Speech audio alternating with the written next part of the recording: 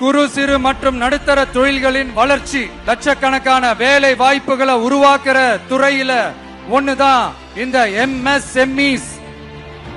இந்தியாவிலேயே அதிகமான எம்எஸ்எம்இஸ் இருக்கிற மாநிலங்கள்ல நம்ம தமிழ்நாடும் ஒண்ணு.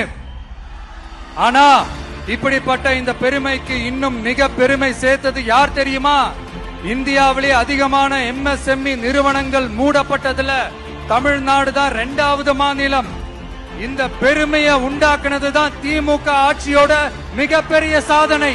இந்த குறு சிறு மற்றும் நடுத்தர தொழில்களோட வளர்ச்சிக்காக நம்ம டிவிக்கு அரசு என்னெல்லாம் செய்யும்னு கொஞ்சம் பார்க்கலாம்.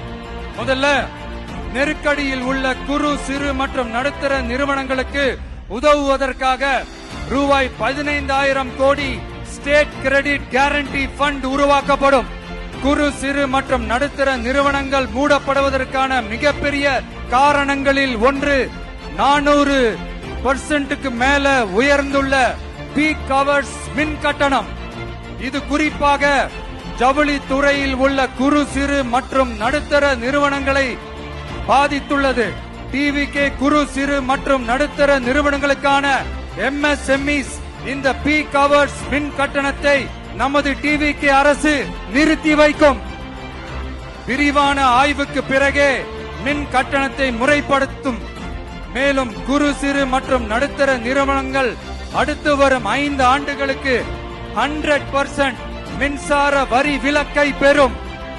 குறு சிறு மற்றும் நடுத்தர நிறுவனங்கள் உலக அளவில் போட்டி போடுவதை உறுதி செய்வதற்காக அவற்றை நவீனமயமாக்க ஒரு யூனிட்டுக்கு ரூபாய் 50 லட்சம் வரை என்ற அளவில் 35% நேரடி மூலதன மானியத்தை நமது டிவிக்கு அரசு வழங்கும்.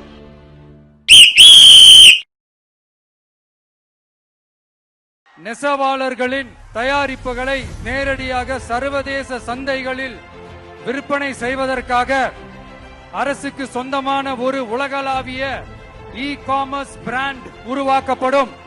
மேலும் முக்கிய நகரங்களில் வெற்றி தறி விற்பனை நிலையங்கள், ஷோரூம்ஸ் அமைக்கப்படும். நிலையற்ற நூல் விலை மற்றும் மின்சார நெருக்கடி சுமையை பகிர்ந்து கொள்ள கைத்தறி மற்றும் விசைத்தறி வைத்திருக்கும் ஒவ்வொரு நெசவாளர் குடும்பத்திற்கும் ஆண்டுக்கு 30,000 ரூபாய் வங்கி மூலம் நேரடியாக நமது டிவிக்கு அரசு வழங்கும்.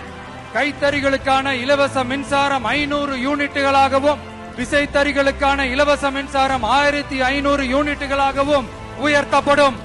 நெசவாளர்களின் உற்பத்தி செலவுகளை குறைப்பதற்காக அவர்கள் வழங்கும் நூல், சாயங்கள் மற்றும் ரசாயனங்களுக்கு நமது டிவிக்கு அரசால் 50% மானியம் வழங்கப்படும்.